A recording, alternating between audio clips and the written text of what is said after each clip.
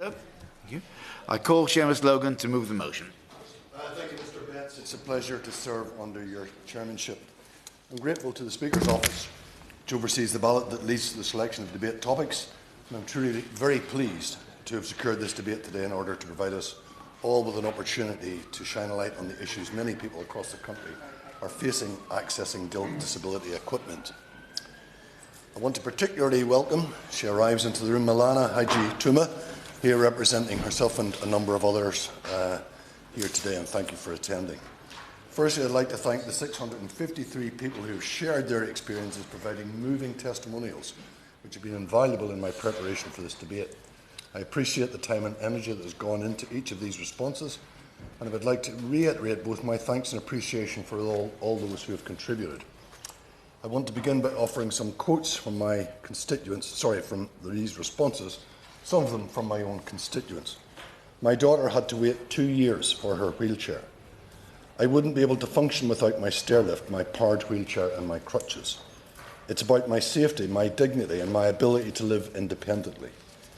I use a shower chair and a toilet frame, which might seem small items, but they have transformed my day-to-day safety and confidence. Finally, with the correct equipment, I was able to complete a master's degree at a top university, become a teacher, learn to drive, hand cycle across 11 countries and live a full and rich life. With around 25%, I'll repeat that, 25% of the UK population disabled, access to disability equipment is essential, alleviating everyday struggles and allowing thousands of people to live safe and independent lives, something which boosts personal confidence and mental well-being. Whether in relation to, for example, wheelchairs, living aids or home adaptation items like grab rails, these devices offer innumerous and powerful benefits, transforming lives so that the activities of daily life become more manageable, both for those dealing with disabling conditions and those providing care, including family members, friends, as well as care workers. This was echoed throughout my survey. One respondent stated, "My disability equipment is my entire life," while another reported, "It simplifies tasks, turns impossible activities into manageable ones with the right support, eases physical pain, reduces moments of embarrassment or vulnerability, and, most importantly, fosters great independence and less dependence on others." Despite this benefit, 64% of respondents revealed that waiting times for disability equipment were longer than expected. One person reported, as I've said, that their daughter waited for a wheelchair for nearly 2 years, while one of my own constituents highlighted the issues that arise from delayed equipment provision.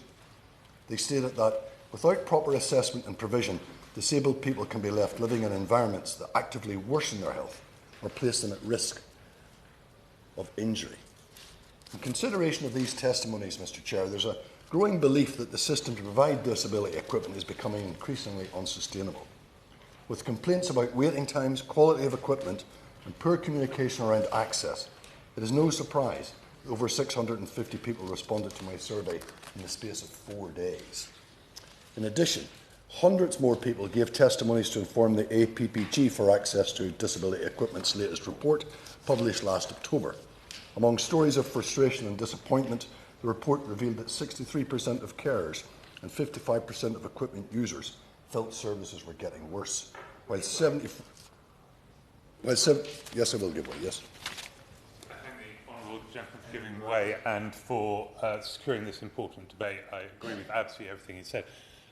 He talks about the problem with access to equipment. One case, and representative of many that comes across my desk, is also the inability to hand back equipment afterwards. So a constituent contacted me, her mother had died after 2 years of home care. She had a hospital bed, 3 commodes, an orthopaedic chair, a walking frame. The NHS provider had gone into receivership. There is no method whatsoever for her to hand back this equipment. So we're just compounding the problems with people getting equipment by not reusing the stuff that's out there already. Does he agree with me? I agree with the honourable member, and indeed that problem is a massive cost to the taxpayer as well. So as I was saying, it's no surprise that 74% of equipment providers were aware of patients experiencing delayed hospital discharge due to unavailable community equipment. As a result, the report that the APG produced recommended and called for the implementation of a national strategy to ensure a more cohesive and comprehensive delivery, monitoring and financing of disability equipment. Complaints about the current system and provision of equipment have been reported from various other organisations, including the UK charity for young wheelchair users, WizKids, which described wheelchair services as underfunded, inaccessible and fractured. While in June 2025, it was reported that Citizens Advice receives a new complaint every hour about faulty aids. My own pedigree in this area goes back many, many years, to 1996, in fact, when I first joined the HPSS commissioning organisation under the leadership of my great friends Mary Wilmot and Kevin Keenan, both former Directors of Social Services in Northern Ireland. We examined in great detail, for example, the wheelchair services for people who were deaf or blind, hard of hearing or visually impaired. In this area, one report stands out in my memory, not because I authored it, but because it was a simple idea addressing the challenges facing people in getting to a hospital appointment, and we called it Getting There. 30 years ago. But while this government needs to get there, the challenges in the current system are more profound. Currently in England and Wales, the provision of equipment is run by the NHS and local authorities, who are primarily responsible for facilitating care needs assessments and subsequently approving and providing equipment. As a result, available equipment, the length of waiting times and quality of adaptations are increasingly becoming a postcode lottery. I will. Thank you. Does the honourable member agree that the present patchwork system to which they've just referred, through its delay and dysfunction, is denying many disabled people the independence they deserve? A 56-year-old constituent of mine in Somerset with a progressive muscle wasting condition has been left effectively housebound and in severe pain for months while trained to obtain essential wheelchair adaptations. Could I perhaps appeal to the Minister's goodwill, which I know is extensive, and ask him to take a look at this case? Ms. Logan. I thank the member for her intervention, and I agree, and this, of course, highlights the need for a national strategy and a review of the current organisational arrangements. Age UK has noted that due to a lack of national guidelines on timelines, long waiting lists are common, partly due to shortages of that noble profession, occupational therapists. To mitigate the situation, multiple organisations have been set up with the sole purpose of supporting those in need of disability equipment in the face of a failing system. This includes Backup, a UK-wide charity that works with people affected by spinal cord injury, providing vital wheelchair skills training. In addition, the Motability Foundation has awarded £36.4 million in grants to customers of their Motability scheme to help them access adequate and good quality equipment, as many people have resorted to self-funding permanent or temporary equipment. This foundation has also conducted an economic assessment on wheelchair provision in England, recommending that greater integration across services is needed to prevent variation in the quality of provision.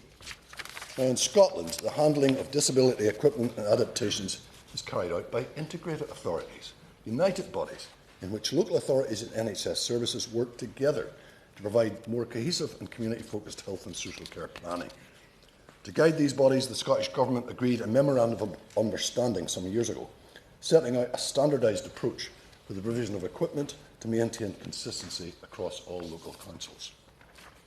During engagement with voluntary organisations in this field, I was told that the Scottish approach is paying dividends, and I recommend to the Minister that a similar approach should be considered for implementation in England and Wales.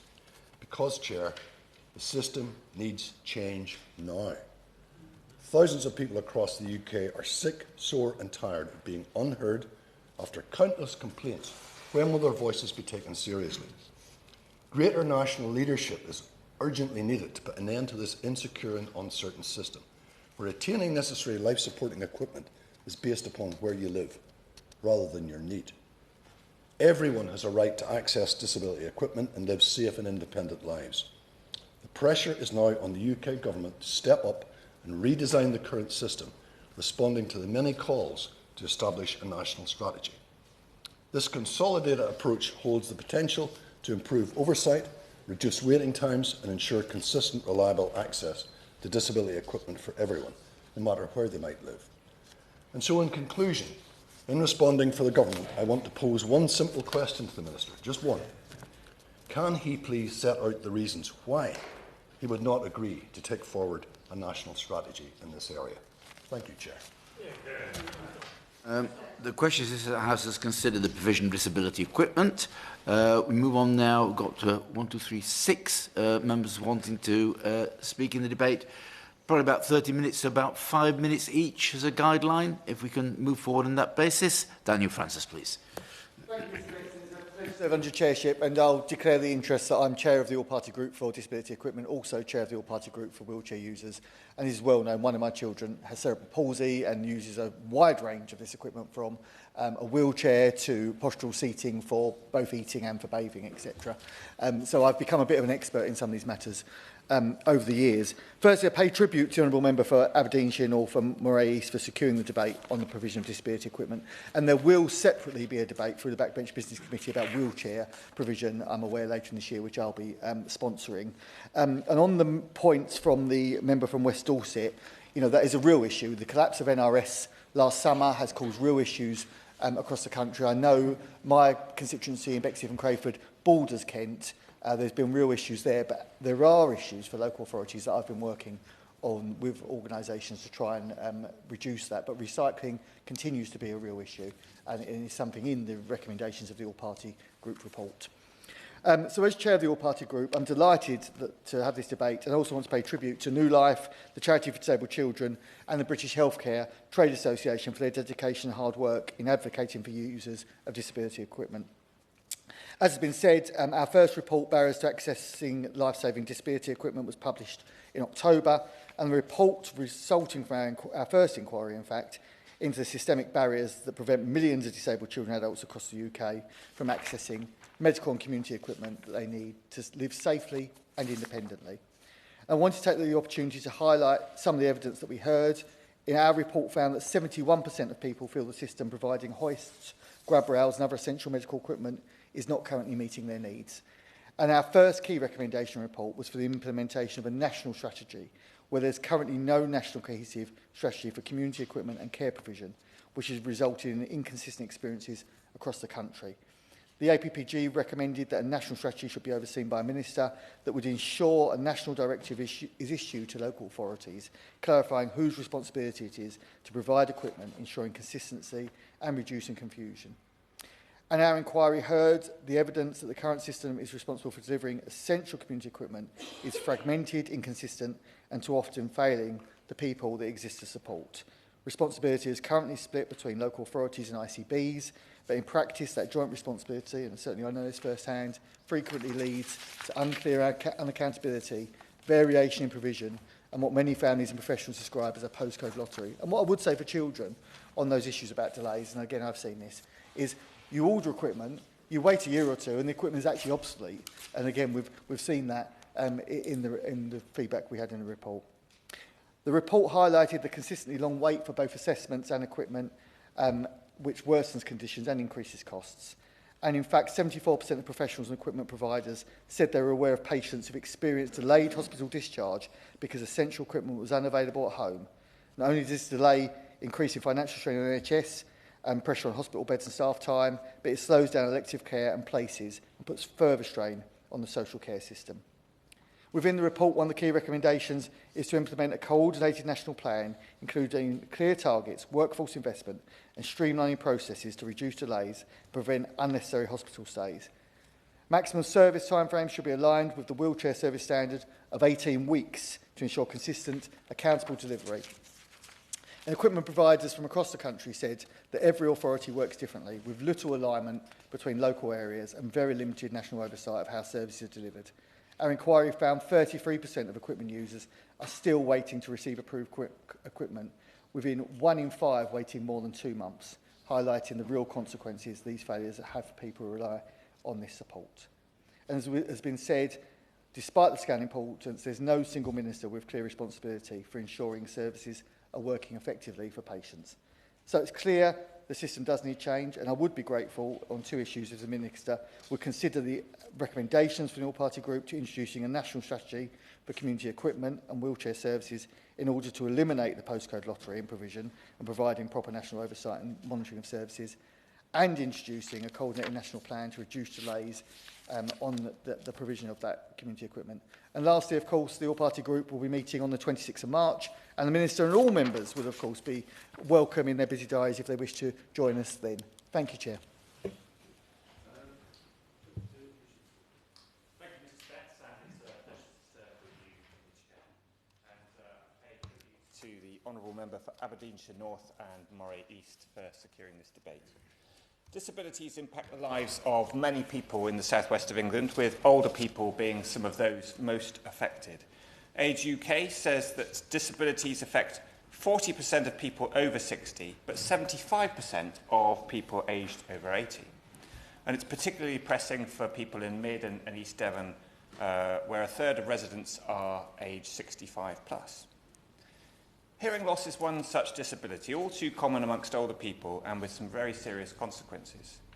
The Royal National Institute for Deaf People and Sign Health report how people with hearing impairments are less able to take advantage of other health treatments. Access to healthcare is obviously necessary for older people, and any obstacle is obviously of great concern. And in Devon, the county's provision of hearing aids faced a major shake-up last year. Chime's social enterprise, which had been praised by its users, stopped providing NHS audiology in Devon. And Chime provided rechargeable hearing aids along with drop-in clinics for emergency repairs based out of community hospitals. Since Chime's departure, there's been frustration in relation to hearing. A constituent who I represent from Honiton, whose ears were damaged when he was doing national service with the Royal Artillery, wrote of being redirected endlessly to different bodies for a simple repair of hearing aids.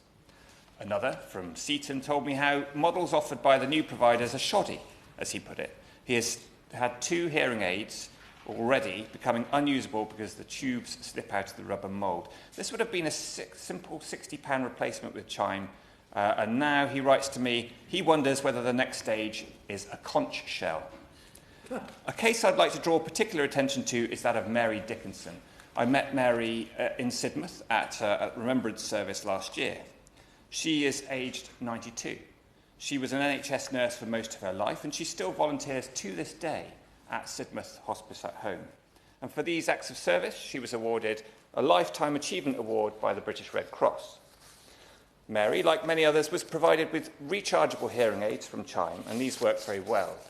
She has paresthesia and arthritis in both her hands, so the idea now that she should be able to replace batteries into her hearing aids is really quite wild. She said, if you want to obtain batteries for hearing aids, the best place that I could look would be down the side of her settee, because there are many down there.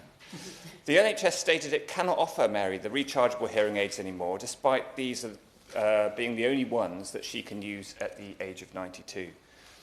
Mary is a pensioner with no savings, and yet she was told that her only solution, if she was adamant she wanted rechargeable ones, was to go and buy them herself. She appealed to the NHS board, given that she is only in receipt of a small pension, but without success. Scrivens, the new provider in Devon, have likewise refused to offer her these rechargeable hearing aids. If Mary is sat with somebody in hospice work, hospice at home, she wants to be able to hear them speak. And she wants to be able to speak with them, much as she has done with patients throughout her life. And so, if NHS Devon in particular, but the NHS more broadly, want to ensure that everyone has access to disability provision, such as hearing aids, it really must ensure that the equipment they provide is appropriate each and every time. Thank you. John Hayes. Thank you. Mr. Chairman, I want to think about 3 things in relation to the debate that's been helpfully stimulated, provoked by the Right Honourable Gentleman. The first really has already been dealt with, but it requires some amplification. The system at the moment isn't working as well as it should, and the figures we heard quoted about access to wheelchairs, for example, are stark. And surprising, when I was researching the debate, I was surprised that, according to figures from NHS England, 70% of wheelchair users wait more than 3 months for their chair, and we heard this again by them over the debate. 30% wait more than 6 months, and 15% more than 12 months. They are pretty astounding figures.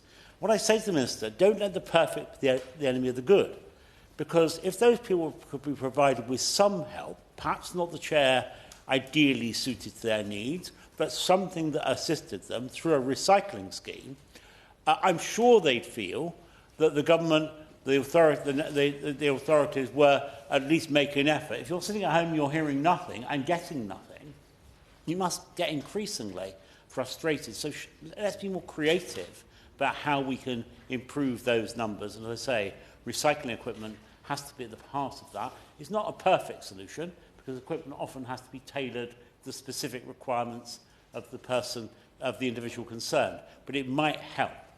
The second thing I wanted to raise was housing. There are real problems with adapted housing, with the obligation on developers to build enough adapted houses, on local authorities facing up to their responsibilities. And I, frankly, would want to go back, and I knew, by the way, Mr. Chairman, you're a great expert on this field, so a greater expert than me. But I'd like to go back to the days when adapted housing was built, perhaps with a resident warden for the elderly, the infirm, the disabled, who would take a personal care in their interests, would be available night and day for their needs, not a distant individual obtained by means of a telephone or, heaven forbid, online, but someone with hands-on knowledge of local residents. That existed in our lifetimes, and it doesn't exist now, really, in any significant shape or form. And so let's think again about best practice from past times in respect of housing, and also create some obligations on local authorities and private developers to build sufficient numbers of adapted homes. Now, this is not just me, this is what various reports have indicated. The report analysis published in January 2026 by the Office for Equality and Opportunity said disabled people's lived experience of housing in the UK, an evidence review, that there were no specific requirements or financial provision to provide suitable housing. The physical design of adaptations needed more understanding of individual needs. That too often adaptations were not focused on the quality of life, well-being or independence of the person living there. So let's do more and let's do better in respect of housing. And the final point I wanted to make, because as I said, Mr. Chairman, I was only going to make three, is perhaps something that others won't raise, or certainly haven't so far.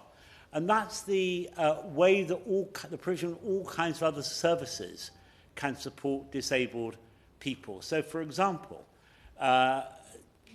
various organisations who represent the blind and partially sighted have reported that flat bank cards have been a huge disadvantage to partially sighted people. Access to cash is actually quite important, because coins, which can be felt, which are tactile, are important for small transactions. These small things make a huge difference to people's lives, and we need to think more laterally, to give considerably more thought to these small ways in which we as a parliament and the minister as part of a government can make a huge difference to disabled people in all our constituencies. Thank you. Thank you, Mr. Betts. It's a pleasure to serve under your chairmanship this afternoon, and I'm very grateful to the Honourable Member for Aberdeenshire North and Moray East for bringing this very timely debate, as I'd like to use my speaking time to highlight a case of a constituent of mine and to ask the Minister to work collaboratively with colleagues in the DWP to intervene urgently in what has become a deeply troubling example of administrative failure within the DWP's Access to Work scheme. My constituent lives with cerebral palsy and ME. She wants to do exactly what government policy encourages people to do: work, contribute and maintain her independence. To do that, she requires a wheelchair through the Access to Work programme, an essential piece of equipment that enables her to remain in employment. My constituent has done everything asked of her ever since her first application in July 2024. Her assessment was completed. Quotes for a suitable chair were submitted. The case had progressed to the point of an award. And then the system failed her. In September 2025, her case manager informed her he was retiring and that the case had been passed to a colleague who would contact her. That contact never came. Despite repeated attempts by my constituent to follow up, no one in the Access to Work scheme took ownership of the case or progressed the order. Instead, months later, she was told that her case had been closed due to, I quote, no contact since July, something that was demonstrably untrue. When my office intervened, the department acknowledged the issue and stated they would contact my constituent within 10 working days. That deadline then passed. When she attempted to chase the matter herself, she spent nearly an hour on hold, only to be told that the manager was unavailable. But what is perhaps most concerning is the reason now being given, that the department would prefer my constituent to submit a completely new application for the wheelchair rather than reopen the existing case, purely because reopening it would affect their management information. Would the Honourable Member give way? I would happily give way. I thank the Honourable Member for giving way. Last year, we saw the first fall in access to work approvals in over a decade, and that included a 16% drop in approvals for aids and equipment, and that is despite the alleged surge in disability claims overall. So what it suggests is that behind the scenes, the government has instructed the DWP to get tougher on approval criteria, but without announcing any formal change to policy in public. Does the Honourable Member agree that this is a strange way to go about improving employment prospects for the disabled? Thank my honourable friend for his intervention, and he makes a really important and interesting point, and I would very much like to get underneath the detail of why that change has happened. So returning to my constituent, I would like to ask the Minister 3 questions, which I believe my constituent deserves a response to. And if he is not able to answer them, perhaps he can write and raise this with the correct minister. So first of all, I hope that the Minister agrees that the case should urgently be reopened. And I'm sure, secondly, that the Minister does not agree with the DWP's apparent position that the integrity of its management information is more important than ensuring that a disabled person has the equipment they need to work. So thirdly, will the Minister ask the DWP and his colleagues in the department to review the so-called integrity of the department's management information, given the serious concern this can raise that cases may be closed and replaced with new ones in a way that creates the appearance of efficiency when the reality for constituents like mine is repeated failure. At its best, Access to Work is a transformative scheme, but when the system fails, and when the metrics appear to matter more than the people the scheme exists to support, confidence in that system is undermined. My constituent is not asking for special treatment. She is simply asking for the department to finish the job it already started. I hope that the Minister can help me so that together we can swiftly put this right. Thank you. Jim Shannon. Thank you, Mr. Chairman. Again, a pleasure to serve under your chairship. It's been a long afternoon for you, Mr. Chairman. It's been a long afternoon for me as well. We've been here for all that time together. Can I thank the Honourable Member for Aberdeenshire North and Moray East for leading today's debate. The opportunity for debates in Westminster Hall gives us a chance to recollect of those things that sometimes maybe we forget about. But then the Honourable Gentleman, by bringing this forward, all of a sudden your mind floods with all the examples of those over the years, over the last year, not over all the years, over the last year, and the needs that they have. I obviously will give Mr. Chairman, an ordinary perspective of where we are. It won't be the Minister's responsibility, he knows that, but it's to add the flavour to the debate, and perhaps maybe to highlight some of the things and the problems that we have. Provision of disability equipment is of paramount importance to many disabled people across the United Kingdom. When equipment works well, it can significantly improve independence and quality of life. Ministers back home have concluded that according to the 2021 census data, about 24.3%, almost a quarter of the population of Northern Ireland, some 463,000 people, had a long-term health condition or disability that limited day-to-day activities. I see those people in my office and back home regularly, and the Honourable Gentleman reminded me of that particular problems that we have. There's a significant majority of people that will require adaptations and equipment to help and support them, and moreover it's crucial that they have access to the support that they need. The member who's just left in an intervention, he had mentioned about the equipment that's on use because someone passes away or their circumstances are such that they have to go into a home, and therefore you've got the disabled bed, you've got the commodes, you've got the walking frames, you've got crutches, and sometimes even the stair lifts. I was thinking about as well, because sometimes the stair lifts are there for the people who to get up to the top to get to bed, and they're still workable. I know if they are compatible and they're usable, then they should be collected. It's not just a problem in the Honourable Gentleman's constituency, it's a problem of mine as well. I make a wee plea if I can, Mr. Chairman, for wheelchairs. Many of the people that come into my office have acute, complex and severe disabilities. They need a modern wheelchair. I'm not being critical, by the way, it's never my form to do so. But the ordinary wheelchair, what we say, the one that was probably okay years ago because it was just a matter of getting someone about. But today's people, to have a decent life, need to have a wheelchair that's compatible, workable, and gives them the freedom. I make that now. I know government can't fund it all, but many people have crowd funded or have done charity drives, and they've been able to acquire those wheelchairs. It makes me think sometimes. I mean, I'm going to age myself now with this example, but whenever I was younger, my first pair of glasses were what they called the Milky Bar kid glasses. They were the round ones, you know. I can well remember them. Now we progressed on to that, but to be fair to government, and this government will keep that going, I think people deserve to have a quality of glasses that they can feel happy with and relax with. And again, the same thing applies to the wheelchairs. Mr. Chairman, weekly or even daily now, my office is contacted by constituents who are awaiting OT, occupational therapist assessment to accommodate their homes for their needs. Most recently, people are waiting up to a year for assessments, and after that, further years upon years for works to be carried out. So I'm sure it's the same here in the mainland and Scotland as well. I can recall a recent case where we were dealing with where the constituents occupational therapist had done the assessment and said that our bathroom was in no way suitable to adapt to our needs. In other words, take the bath out, put a shower in, put a stool into the shower, make it accessible, make the doors wide enough.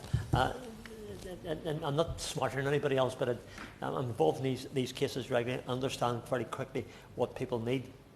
The lady's in pain daily, struggling to do the bare minimum, from showering to using her own toilet. After 2 years, she heard from her contractors last Friday, this is just fresh story, who came to agree the plans and to get things measured up, and we'll see you next week. Now, they were due back yesterday at 8 a.m. And to commence work and never showed up. I understand for the contractors who do this work, they're not always a profitable job to do the disabled adaptations, but whenever you commit to something, for goodness sake, guys, turn up and do it. I'm not one to place blame on anyone, Mr. Chairman, as issues do arise and priorities shift, but there must be a level of accountability in terms of the completion of works. Furthermore, Mr. Chairman, we must take that extra step to ensure that for businesses and workplaces, considerations are given to adaptations for those who are disabled and prioritise them. For example, I'll give this as an example as well. What a society we have for people who are disabled, who are in wheelchairs. Automatic doors in businesses across the United Kingdom are not just a convenience, they are a vital accessibility feature that ensures that all customers, including those with disabilities, can enter and navigate premises safely and independently. It's just a small point, but one which I've noticed, and I'm sure that other members across the chamber have noticed as well. Automatic doors support people using wheelchairs, mobility aids, parents with pushchairs. They create a more inclusive environment that meets both legal accessibility standards and modern expectations of equal access. These are all the things to talk about, Mr. Chairman. And it's all well and good of us talking about it, but ultimately, and I understand the issues, and we're not here to criticise the Minister or criticise government, it's not about that. It's just about trying to find a way forward that can be constructive and helpful. And funding more often than not becomes a critical issue. But government needs, I can suggest very, very gently, needs to ensure physical support can be accessed. There are reasons for delays, and these must be tackled at their root cause. UK Government, I believe, and the Minister I know will collaborate closely with the Northern Ireland Executive to tackle and assess backlogs in disability equipment by coordinating funding, streamlining procurement, because procurement is important as well. If you're buying 10,000 disability beds, you know, and they're going to be distributed across all of the United Kingdom, there must be a better way of doing the procurement. Again, trying to be helpful with that, and also sharing best practices. So thank you, Mr. Chairman, again for your patience as always, and for your chairship this afternoon. You've done incredibly well. Thank you. On now to the front benches. The two opposition parties have 5 minutes, the Minister 10, but there's a bit of flexibility, I think we'll see with the time, so you know, we can be a little bit more generous if required. Helen Maguire, Lib Dems. Thank you, and thank you to the Honourable Member for Aberdeenshire North and Moray East for securing this space, and Mr. Chairship for your chairmanship, Mr. Betts for your chairmanship today. In Epsom and Ewell, there are fantastic organisations for supporting my disabled constituents, including Mid-Surrey Mencap, who I met last year. Their work is profound, but without the right equipment, organisations can only do so much. A lack of equipment often leaves people reliant on family members to manually help them with essential tasks, including going to the toilet or washing. From grab rails to shower seats, equipment can mean the difference between dependence and independence.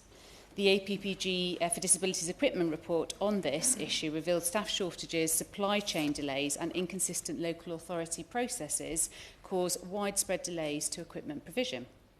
It's clear that we need structural change, and the NHS Reform Bill provides an opportunity to deliver a coordinated national approach on disability equipment.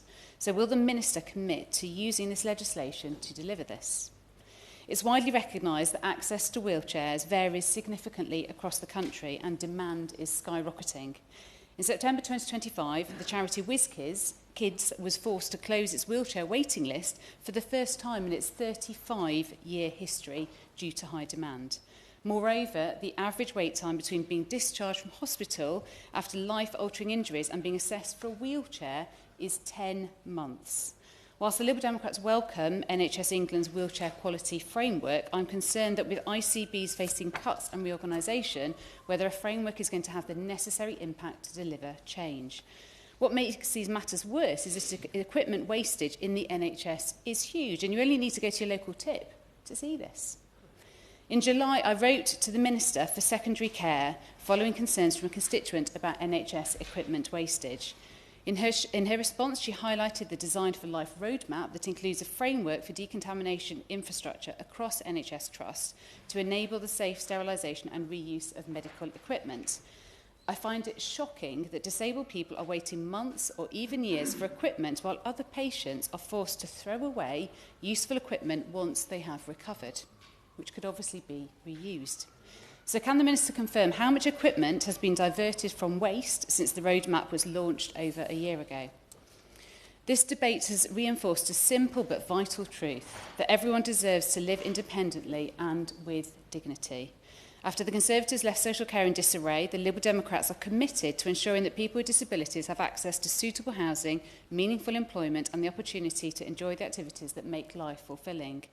So I ask the Minister to make a simple commitment that specialised services and disabled equipment will no longer be treated as an afterthought, but as an essential part of enabling people to live full and independent lives and to work if they can do so, and that more existing equipment is reused.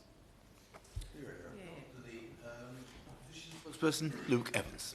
Thank you, Mr. Betts. And actually, it's lovely to see such a thoughtful and thought-provoking debate here with cross-party unity on the discussion around how we can better support our constituents who are suffering.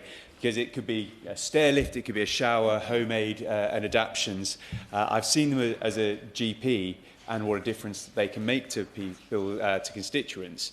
But more importantly, more recently, I visited Mounts and More in Stoke Golding. Now, they're specialists that support wheelchair users, and Margaret and her family started Mounts and More in Market Bosworth in 1996, and they fit the mounting systems to a lot of the wheelchairs. those who are using augmentative and alternative communication, AAC, is an example. And the best example they have is Professor Stephen Hawking. So they fitted the specialist holding position for that kind of equipment. So they also drive the innovation and small business side that we so long for in the UK. But when we turn to the debate, time is short in this. I'm keen to delve straight into some of the questions. But before I do so, I'd like to pay a fantastic tribute to the member for Aberdeenshire North and Moray East for being so succinct, for being well thought out, and a rare parliamentarian for only having one single question to pose to the Minister. So I congratulate him on that. But he does raise this significant point about strategy, and the government says it doesn't have a plan to bring forward an equipment strategy and tends to point towards the ICBs as the commissioners for this. There is going to be some difficulty, though, if the ICBs are cutting their staff by 50%. So I do agree with the Liberal Democrat spokesman. Is there an opportunity here to look at what can be done in the coming forward health bill? And I'd be grateful if the Minister would set out whether this is a consideration when it comes to dealing with support for people with disabilities. One of the other questions that I'd like to pose is around the Disabled Facilities Grant. The government has done a welcome review and recently published its look at this, as we've started to see more and more people becoming more infirm, or the good news is they're living longer, the problem is they're having more disabilities, the need is going to go up. It's not clear from the information published just how this will be monitored. How will we ensure that the funding is actually going to the right place and working? There is a calculator in the website that says how it will be redistributed, but as I point out, that clarity around accountability is going to be hugely important, so I'd welcome input from the Minister on what that would look like.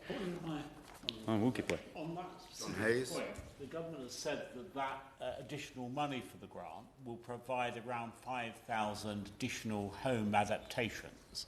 It'd be really useful if through him I could invite the Minister, when he responds, to describe how local authorities will access that funding, how those 5,000 will be distributed across the kingdom, and what kind of adaptations are we talking about? Are we talking about adaptations to new houses, new build houses, or long-standing traditional houses in the private sector, in the public sector? A bit more detail about that would be very, very welcome. Well, my honourable friend has actually hit on the nail on the head, and this is part of the problem in terms of how we get the system to work together to understand fully for those who are affected most importantly, but also the commissioners who are trying to make these decisions of where that goes. I hope the Minister's heard that and will be able to work that into his response. I was very pleased to hear that the member for Bexley-Heath in Crayford, as chair of the APPG, he raised something very important, which was the insolvency of NRS healthcare, which, for those who don't know, accounts for about 40% of the coverage, covering 20 million people, 15 million people, 21 local authorities across the country, and their insolvency showed a weakness in the way we deliver our suppliers. I actually wrote to the government back in that summer to try and find out what was being done and what lessons have been learned. I'd received a generic response early on in August saying that things are being kept under review, stating the department continues to monitor the situation closely and will support LAs to learn lessons and consider the implications for future resilience in this market. I actually wrote back in, following up very quickly on that, in September to ask more questions. I haven't as yet, unfortunately, received a response. I'd be grateful if the Minister, I have a copy of the letter that was sent, asking questions, particularly about what lessons have been learned in this case, and more importantly, what is being done to implement more resilience in the supply chain, because if something like this was to happen again, given the stark economic situation that we are facing, something outside of this debate, but they do have knock-on effect to some of the most vulnerable in our society. So I'd be grateful if the government would set out exactly what it is doing to make sure the supply chain is secure. Finally, In my last minute or so, I would like to raise the concerns around the Better Care Fund. The government has been clear in the 10-year health plan that the government is promising to reform the Better Care Fund. This has been something that's been very useful to bring pooling together. But we already noticed that when it comes to the additional voluntary funding, NHS England has already reduced the amount it was putting in by 388 million. So this leaves a question that I think my honourable friend has got to the heart of with his example, but looking from the top down is how do we make sure these are all integrated? How do we understand what ICBs are doing, councils are doing, the NHS are doing, charities are doing in terms of their provision? So I'd be grateful if the government could set out where it sees that better care funding fitting in, when we will actually see the outcome of the changes that it looks to bring forward. Because it does appear that there have been delays in the National Neighbourhood Health Service guidance, now delays in the Better Care Fund. And without this structure, without joining it all together, it's very, very difficult for those scrutinising the system, but more importantly, those working and using the system to understand exactly what to expect and when. So I'd be grateful if the Minister would be kind enough to set that out. And can I thank members for their thoughtful contributions today, because at the end of the day, this is really important to shine a spotlight on some of those constituents who suffer the most but get on with it the most. They are the most pragmatic, fantastic people, and their support is paramount. Minister, to reply, and just to say if the Minister could allow a couple of minutes at the end for the mover to respond, that would be helpful. Mr Betts, it's a pleasure to serve under your chairmanship. And can I start by thanking my honourable friend, the member for Aberdeenshire North and Moray East, for securing this debate and the contribution of all honourable members across the floor of the House. Mr Betts, we want disabled people, of course, had to have access and experience of healthcare services on an equitable footing, and a healthcare service that's responsive to their needs. This, of course, includes making sure they have the right equipment at the right time to maintain independence for as long as possible, be that wheelchairs, mobility aids, or assistive technologies. We recognise, of course, first of all, the profound impact that delays in receiving disability equipment have on people's quality of lives, and I'll set out the action the government is taking. Before I do so, I just want to take a moment to acknowledge the points raised by the honourable members for Tiverton and Mid-Sussex, in particular about the cases. And I'll be ensuring, certainly with my honourable member for Tiverton's case, to take a personal interest in that. And I will be making sure that the respective minister in the DWP also has an opportunity to address this particularly harrowing case that she describes. To the front-bench spokesman for the Liberal Democrats, the honourable member asked for an update on Design for Life statistics in terms of recycling and reusing, and I will get my officials to get back to her on that. Mr Betts, we are committed to ensuring disabled people have access to the services and support that they need. My honourable friend, the opposition spokesperson, asked about our NHS reforms and if this might be an opportunity to think about better end-to-end commissioning and strategising over this topic. And I can assure him those conversations are being had, both in the context of disability, as they are being with SEND in the Department of Education, and on a number of topics that, if we are honest with ourselves, have been often neglected in the last couple of decades and has a material impact on the quality of life of disabled people, and sometimes for want of very simple changes to practice and indeed potentially legislation. So I'm very happy to take that on board with the bill team. Mr Betts, the reforms we're taking forward in the health and social care space will hopefully help us to achieve what I have outlined.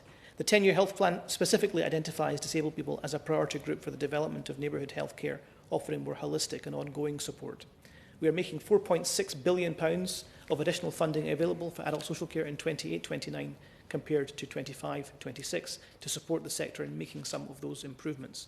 And in July 25, the government announced that it will develop a new plan for disability, setting out a clear vision to break down barriers to opportunity for disabled people. And this, of course, aligns with every government department having a minister responsible for disability, where we meet on a regular basis to discuss challenges, particularly the ones that some of the ones that we highlighted during the course of this debate that don't often neatly fit into one department's purview. As honourable members will be aware, health and social care matters are largely devolved across the UK, and we'll talk mainly about England. But of course, as a representative of a Scottish constituency, as is the honourable member, he'll understand if I just mention that we are, of course, committed through the Barnett formula to funding the NHS in Scotland as we are doing in England, and there was a £9.1 billion real terms uplift in the Scottish budget over the course of the spending review. In England, integrated care boards are responsible for commissioning services to meet the health needs of their local population, and responsibility for providing community equipment to disabled people typically falls, at the moment, as has been outlined, to local authorities. Local authorities, though, have a statutory duty to make arrangements for the provision of community equipment for disabled people in their area. This equipment can be free for the recipient if a person is assessed to having eligible needs. Types of support include equipment to enable people to live more independently, such as grab rails, walking aids and wheelchairs for short-term use. Responsibility for managing the market for these services also rests with local authorities. For people with long-term, complex mobility needs, support is provided by the National Health Service based on that assessed need. This may involve the provision of specialist equipment adapted to the specific needs of that individual and can include both powered and manual wheelchairs in that regard. Someone who spent a long time at the Royal London Hospital and the National Orthopaedic Hospital and children's wards growing up and relied on disability equipment. I know that often the service provision is very patchy. WizKids has described the system as underfunded, inaccessible and fractured. And it's something I've heard from constituents in Beckenham and Penge as well. Does the Minister agree that the government should look at how we can ensure there are high standards common right across the country on this? Minister. I'm very grateful to my honourable friend. He always channels personal experience in such a productive way, and he's a credit to this House in the way he conducts himself. And I remember with great fondness his maiden speech in that regard. Can I say to him, I do agree, and I will come on to this later in my speech in terms of how we can maintain quality more persistently across the whole of the system in my remarks later on. Mr. Betts, as I was saying, access to temporary wheelchair provision to support hospital discharge is also determined locally by ICBs. We recognise that there are elements of the NHS which are, of course, functioning, despite it being on the road to recovery, which are functioning below par, and that many people are waiting too long to access services such as wheelchairs. During the pandemic, some wheelchair services experienced lower referral rates, which led to a surge in referrals post-pandemic. Because of this, providers not only reduced their services, but now, of course, face a backlog of referrals. This has meant unacceptable waiting times for both adults and, sadly, children, and they have fluctuated as services work to recover.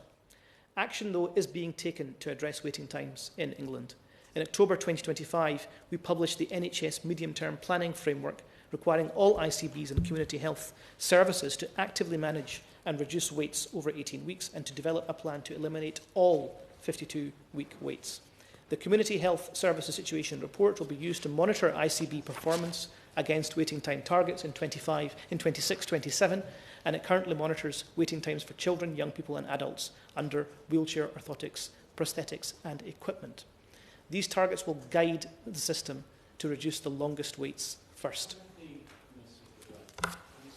Hayes.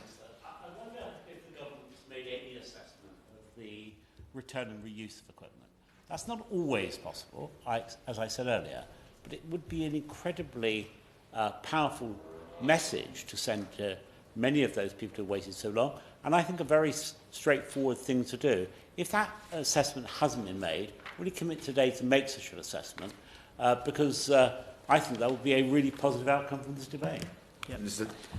I'm really grateful to the honourable gentleman and those that raised this matter before in this debate. It does trouble me deeply that we have a situation where there is, for want of a better word, equipment going unused when there is need in another part of the system. And I actually feel it quite acutely. Members may know I'm a vascular surgeon, so some of my job involves, unfortunately, at times having to amputate people's limbs for end-stage vascular disease. And so I see for myself that transition from someone being able-bodied to needing assistance, and where that assistance is not available, what impact that has, especially when people know there is this lack of productive exchange of equipment in the system that's been highlighted by members today. So I'm very happy to take that forward with my officials to see what further can be done to marry the demand and the supply together in the country. Mr. Betts, With regards to wheelchair provision, NHS England has developed policy, guidance and legislation to support ICBs to commission effective, efficient and personalised wheelchair services. And this is also a point where I again nod to the Honourable Gentleman's remarks in terms of making sure we get better at to be more efficient and personalised with our service provision. In April 2025, NHS England published the Wheelchair Quality Framework, developed in collaboration with NHS England National Wheelchair Advisory Group. The framework is designed to assist ICBs and NHS wheelchair service providers in delivering high-quality provision that offers improved access, outcomes and experience. NHS England introduced personal wheelchair budgets, including legal rights in 2019, providing a clear framework for ICBs to commission personalised wheelchair services which are outcomes-focused and integrated. These budgets give people greater choice over the wheelchair that they are provided with. Additionally, the model service specification for wheelchairs sets out that wheelchair assessments should take place in the most suitable environment based on the needs of that individual. Mr. Betts, NHS England and I are aware that there have been several complaints made about quality of services commissioned by some ICBs. NHS England are working through the appropriate regional teams to gain intelligence from those ICBs on quality concerns and contracting arrangements to fully understand the issues being raised. In the interest of time, I won't, but I think I know where he wants to go with this, with the NRS, and I'm very happy to write more fully, well, I haven't got time, write more fully with regards to his correspondence. I am genuinely disappointed that he hasn't been, if it is true that he hasn't been responded to since September. In addition, the 10-year plan makes a commitment to reviewing the complaints regulations, and NHS England and DHSE are developing these together to achieve better accountability. Mr. Betts, the government is also taking wider action to support disabled people through the 10-year health plan. On neighbourhood health, the Neighbourhood Health Service introduced will support disabled people to have choice and control over their care.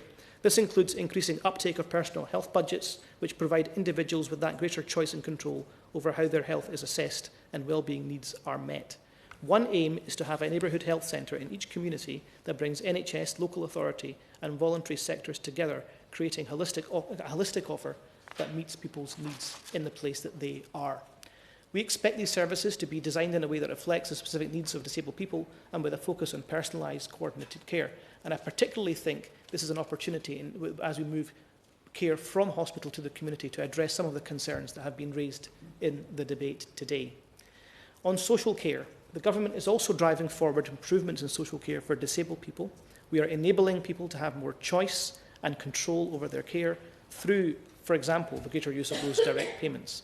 We're also expanding care options to boost independent living at home and have recently confirmed £723 million for the Disabled Facilities Grant in 26-27. The total DFG budget across 25-26 and 26-27 is £150 million more than the total budget across the previous 2 years. This represents an 11% increase and will support more disabled people to get the vital home adaptations they may need. The Better Care Fund, which took effect in April 2025, is a framework for ICBs and local authorities to make joint plans and pool budgets to deliver better joint-up care. This can include the provision of assistive technology and equipment such as wheelchairs. This financial year, ICBs and local authorities plan to spend £440 million on assistive technology and equipment, and we've introduced care technology standards that help them choose the right support. It is also something where, if they wish to, commissioners, as we move from hospital to community, can think about better co-commissioning, transcending traditional boundaries between local authority, social care and the NHS. I'm grateful once again to the Honourable Member for Aberdeenshire North and Moray East for securing this important debate. He did ask of me one question, to which I will respond that I think there is a real opportunity, whether we call it a strategy or a framework, as at this time of change within the NHS and the development of a national quality board at NHS England, which will then come into the Department of Health once that is abolished, to really think about genuinely how we define quality for disabled people and the equipment and the spaces that they use. And again, I am very happy to discuss that with my colleagues in charge of the Quality Board and write to him with specifics that perhaps we can tease out having listened to the debate today. We recognise life-changing impact having timely access to suitable disability equipment can have on the lives of disabled people all across the United Kingdom, in every nation. This government is therefore dedicated to ensuring all disabled people have access to the services and support they need to live a fulfilling life. The presence of disability ministers in each department is certainly a progress in that regard, and our work to reform health and social care alongside the new plan for disability, I think also will help us to achieve this. Thank you. Seamus Logan, to wind up. Thank you, Chair. I think the width of the debate today has demonstrated that an hour simply isn't enough, Chair, to deal with this topic.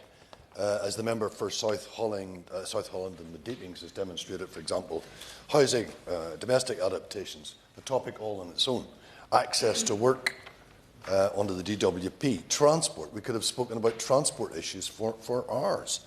And I'm disappointed at the number of members who are here, but of course it's been a very busy day, so that's perfectly understandable. But I would encourage colleagues present, especially my honourable friend, to try and raise this topic with the backbench committee so that we can get this whole discussion into the chamber in the future.